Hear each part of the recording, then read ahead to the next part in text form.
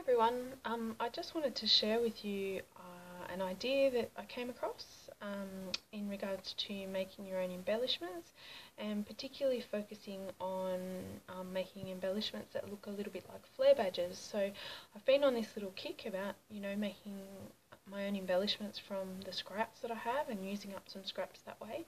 And so I came across this idea and changed it a little bit to suit me, but have kind of made it my own. So these are some that I made earlier, but I'm going to step you through the process. And as you can see, you're only limited by your imagination and the paper supplies that you have, but these all come from one set of papers, but then I moved on to just grabbing scrap bits of paper and punching out different shapes. And this one here in particular, I punched out a flower and added that to the top. So I'm going to step you through the process of how that happens. So all you need is you need some chipboard, you need some pattern paper, and you need either a punch or a die that you can cut different shapes out of. So you can make hearts, scallops, circles, stars, whatever you have available for you.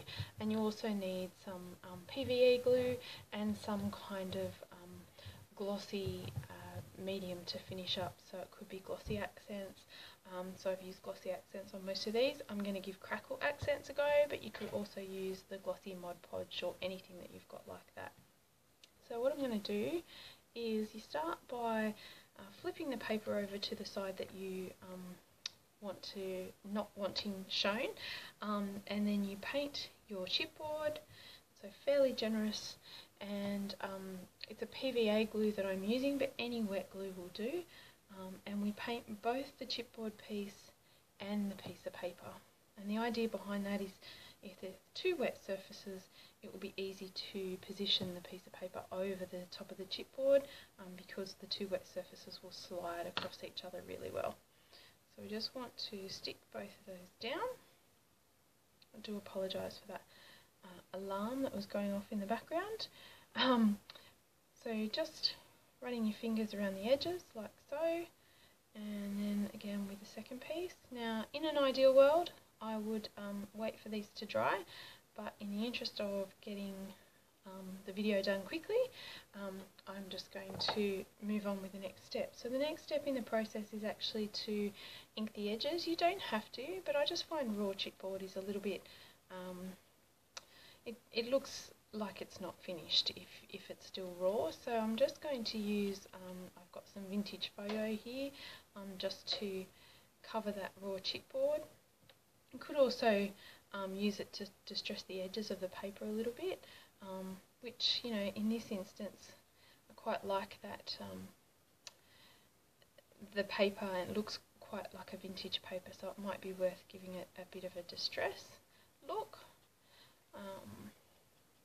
And because I'm going to use crackle accent on this as well, we want it to have that vintage feel. So the next step in the process is actually to add the dimension. So if we flip these over, I've got some foam squares here that are quite large that I can use. So you could use any pop dots you like, but I find that this square is quite a good size for this size circle. If you have like a sheet of Magic Mountain, you can cut it to whatever size you like. So then what I'm going to use that, what I'm going to do is use that square foam mount to actually hold on to the embellishment while I cover it in glossy accents now. Oh, sorry, crackle accents. Now this is quite thick, and so it's going to be a little bit trickier to do this than the glossy accents. You've really got to give this a good squeeze, but be fairly generous, because what we're going to do, and the reason we're doing two at a time, is we're actually going to spread it onto the other one as well.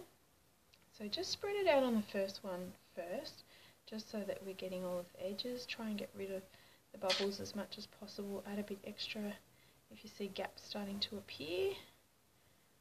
Okay, so that's fairly generous. A little bit extra for good luck, I always find helps. So we'll put that one aside, and then we use the foam mounting square on the other side as well, and then just spread that out.